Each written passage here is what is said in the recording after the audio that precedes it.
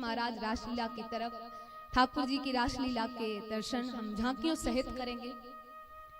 तो यमुना किनारे ठाकुर जी रास रचा रहे हैं, रास रचा रहे हैं। तो अब सभी गोपियां आ रही हैं सुंदर सज धज के, श्रृंगार कर रही है। लेकिन अभी भी थोड़ा समय है। किसको आने में समय है? सभी थोड़े ठहरे हैं, रुके हैं। किसके लिए रुके हैं? राधा रानी को, क्योंकि इनको चुनरी लहंगा पहनने में कुछ ज्यादा ही समय लगता है। सुंदर रासलीला करते हैं, उसमें गोपियां साथ में नृत्य कर रही है। जैसा कि आप सभी ने ठाकुर जी का नृत्य देखा, वैसे ही पार्वती मैया भी सुंदर सज धज के आई। महादेव जी भी जिद करते हैं कि हमें भी साथ में ले चले।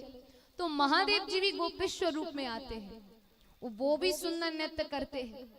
तो महाराज महादेव जी थोड़ी देर तक तो चुनरी ओढ़ के रखते हैं और नृत्य करते रहे। और जैसे ही ठाकुर जी ने महादेव जी को देखा, ठाकुर जी कह रहे ब्रज में इतनी मोटी गोपी कब से आ गई, इसने तो कुछ ज्यादा ही दूध दही माखन खा रखा है। तो ठाकुर जी ने ऐसी बंसी बजाई कि महादेव जी बेसुध होकर नृत्य करने लगे। और महादेव जी का नृत्य तो सभी जानते हैं, जो उन्होंने नृत्य किया ठाकुर जी समझ गए महादेव जी आए।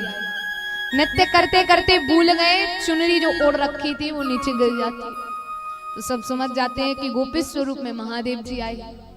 तो महादेव जी भी रासलीला करवा रहे हैं, पार्वती भी नृत्य करती है, गोपियां नृत्य करती है, जैसा कि हमारे ठाकुर जी ने भी नृत्य किया है।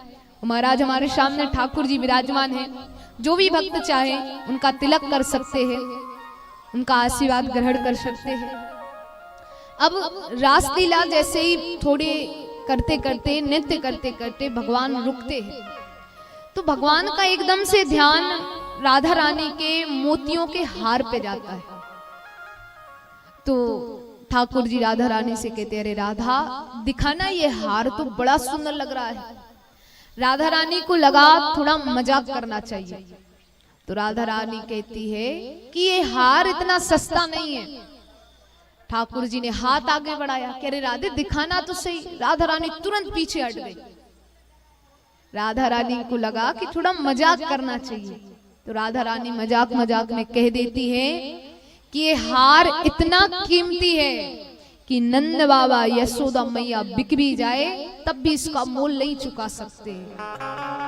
अब ये बातें ठाकुर जी को अच्छी नहीं लगती। ठाकुर जी को जब ये बातें अच्छी नहीं लगी तो ठाकुर जी ने बिना हार देखे चले गए। और भगवान जैसे ही चले गए तो राधा रानी को पता लगा कि अब तो दिक्कत है, ठाकुर जी को बात बुरी लग गई है। लेकिन अब करे भी तो क्या करे।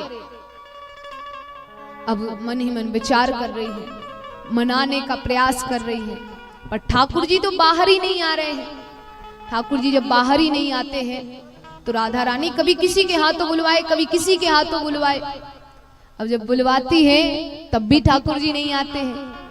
जब ठाकुर जी नहीं आ रहे हैं, राधा रानी बार बार बुलाने का प्रयास कर रही है। तो राधा रानी कहती है लगता है बात ज्यादा बुरी लग गई है।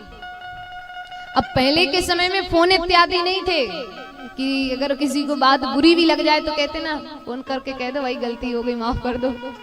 मैसेज कर देते कि बात नहीं करना नहीं करो, लेकिन मैसेज तो पढ़ लो, मैसेज में ही कह देते। पर अब पहले इतनी सुविधा नहीं थी। बहुत प्रयास करती है राधा रानी, पर ठाकुर जी आ नहीं रहे। ऐसा हमारे साथ भी होता ना, हम कभी कभी मजाक मजाक में कुछ ज्यादा बोल देते, फिर बाद में कहते हमें थोड़ी पता था सामने वाले को बात बुरी लग जाएगी, उसको बात बुरी लग जाती है। देखिए मजाक किसे कहते हैं?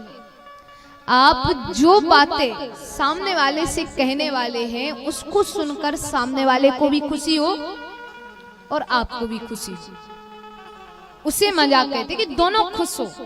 ये ना हो सामने वाले को बात बुरी लग रही है और आप कह रहे हो महाराज मजाक मजाक में कह रहे हैं, वो मजाक नहीं है, वो दूसरे को नीचे दिखाना है।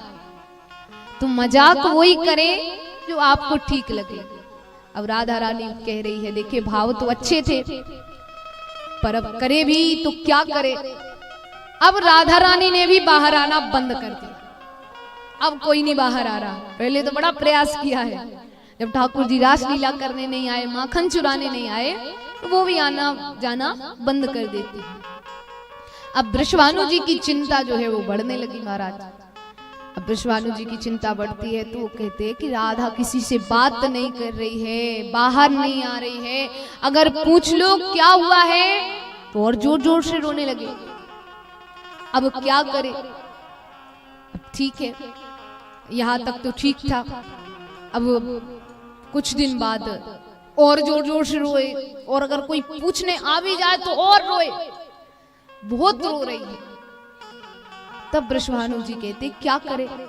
तब वृषभानु जी एक ऐलान कराते हैं कि जो भी राधा रानी के मुख पे हंसी वापस लेके आएगा उसको मुंह मांगा इनाम दिया जाएगा। तो महाराज ये सुनकर नारद जी का आना हुआ। नारद जी आते हैं। नारद जी वृषभानु जी से कहते कि इतने चिंतित दिखाई दे रहे हो, क्या हुआ है?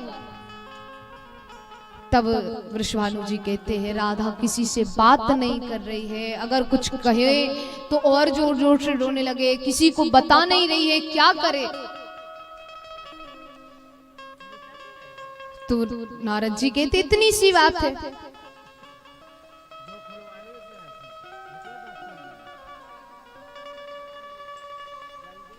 तो महाराज बात नहीं कर रही है, रो रही है, ये सारी बातें बताते। तो नारद जी कहते इतनी सी बात है, आप तो समझदार हो वृषभानु जी, आपको खुद समझ जाना चाहिए कि बेटी समझदार हो गई है, अब विवाह कर दो। क्योंकि ये हमारे यहाँ तब से चला आ रहा है, बेटियों का विवाह कब करो? जब समझदार हो जाए। और बेटों का विवाह कब करो?